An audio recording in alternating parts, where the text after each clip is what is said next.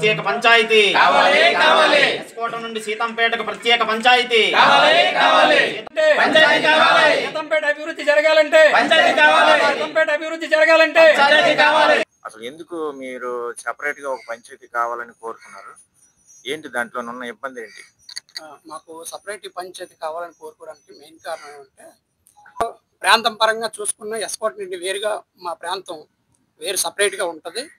చిన్న చిన్న పంచాయతీలు 1900 ఓట్లతో ఉన్న పంచాయతీలు కూడా సపరేట్ పంచాయతీ కలిగి ఉన్నాయి. మండలం కానీ లేదంటే ఒక క్రీడా ప్రాంగణం కానీ ఇలాంటివి మాకు కొన్ని అవసరమై ఉన్నాయి.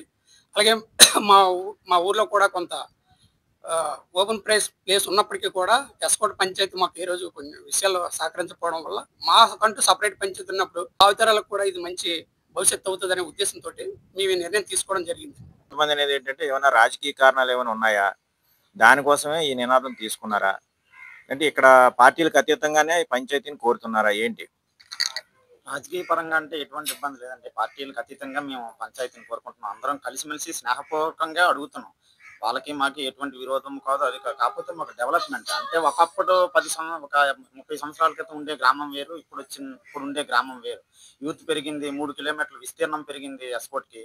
అది కూడా ఎస్కోట్కి మాకు ఒక వీధి పరంగా కాకుండా మాది సెపరేట్గా ఒక సీతంపేట గ్రామం కోరుకునే మాకు వచ్చిన గ్రాంట్లు కూడా చేద్దాంలే చూద్దాంలే అనే విధంగా అయిపోయి చులకన భావంగా ఎప్పుడో పెద్దల తరహా ఉన్నప్పుడు గ్రామం కూడా ఇప్పుడు కూడా డెవలప్మెంట్ పెరిగినా సరే అదే విధంగా వాళ్ళ దగ్గర మేము ఆ దృష్టిలో ఉండిపోతున్నాం. ఏమైనా అడిగినా చేద్దాంలే పెట్టాము ఇంకా రాలేదు అంటున్నారు తప్ప మాకు వచ్చిన గ్రాంట్ కూడా అది ఎస్కోట పెద్ద గ్రామం అవ్వడం వల్ల మేజర్ పంచాయతీ అవ్వడం వల్ల వాళ్ళ తాలూకా తీరు బట్టి వాళ్ళు ఉపయోగించేసుకుని ఇంకా గ్రాంట్ రాలేదని అది ఏ విధంగా ఆలోచించి మమ్మల్ని చులకనగా వాళ్ళ కింద ఏదో బానిసల బతుకుల కింద మమ్మల్ని ఊహించి చేస్తున్నారు తప్ప మా డెవలప్మెంట్ అయితే కోరుకోలేదు. కానీ ఏంటి మీ వార్డు మెంబర్లు సరిగ్గా పని చేయలేకపోతున్నారా? వాళ్ళు అక్కడి నుంచి నిధులు తెచ్చుకోవడంలో విఫలమవుతున్నారా? లేదంటే అక్కడ ఉన్నటువంటి సభ్యులు కానీ పంచాయతీ సర్పంచ్ కానీ మీ గ్రామానికి అభివృద్ధి అనేసరికి ఏమైనా వివక్ష చూపుతున్నారా? అంటే నిధులు మంజూరు చేయడంలో కానీ అభివృద్ధి కార్యక్రమాలు కానీ ఇటువంటి వాటిలో ఆ పంచాయతీ నుంచి మీకు ఏమైనా సరే వివక్ష ఏమైనా ఎదురవుతుందా? వివక్ష అంటే ఏమి లేదండి. వాళ్ళకు కూడా మేము స్నేహపూర్వకంగా ఎస్కోట సీతంపేట ఇంతవరకు కలిసే ఉన్నాం. వాళ్ళు కూడా మాకు ఎన్నో రకాలు సహకరించారు. కానీ బడ్జెట్ వచ్చేటప్పటికి వాళ్ళకు ఉన్నటువంటి జనసంఖ్యను బట్టి మొత్తం గ్రాంట్ అంతా అక్కడ రిలీజ్ చేయవలసి వస్తుంది.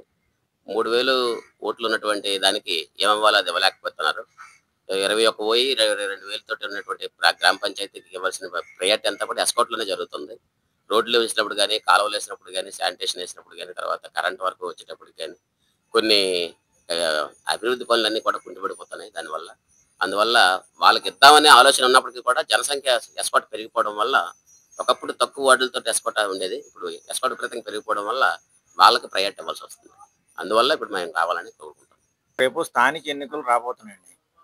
ఇప్పుడు ఎన్నికల లోపు ఇది బైఫర్కేషన్ అవుతుందా లేదని అంటే మన చేతుల్లో లేదు, అధికారులు చేయాలి, ప్రభుత్వం దాన్ని చిత్తశుద్ధితో పనిచేయాలి ఎవరైనా సరే. అయితే ఈ లోపు గనక మీ బైఫర్కేషన్ అవ్వకపోతే మళ్ళీ పాత పద్ధతిలోనే ఎన్నికలు జరిగే అవకాశం ఉంటుంది. అప్పుడు మీరేంటి మీ పంచాయతీ కావాలనే నినాదంతో మీరు ఎటువంటి కార్యాచరణ తీసుకుంటారు? మేము అన్ని రాజకీయ పార్టీలకి అతీతంగా అందరినీ స్నేహపూర్వకంగా కలుపుకొని కూటమి ప్రభుత్వాన్ని, వైసీపీ గవర్నమెంట్ని, ఎక్స్ గవర్నమెంట్ని, అలాగే టీడీపీ ఏలియన్స్ తోటి ఉన్నటువంటి మొత్తం గవర్నమెంట్లన్నీ కలిపి కుర్రలందరూ కలిపి ఏకతాటిగా ఎటువంటి కార్యాచరణ గ్రామంలో ఎటువంటి రాజకీయం లేదు. అందరి అభివృద్ధి కోసం కోరుకునే సమస్య ఇది. కాకపోతే మీరు చెప్పినట్టు అవని పక్షంలో అనే మాట అది సెకండరీ అండి. అవని పక్షంలో మేము శాంతియుత పోరాటం చేయవలసి ఆవశ్యకత ఉంది. ఎలక్షన్ బాయ్కాట్ చేయడం ఒకటే మాకు మార్గం అండి.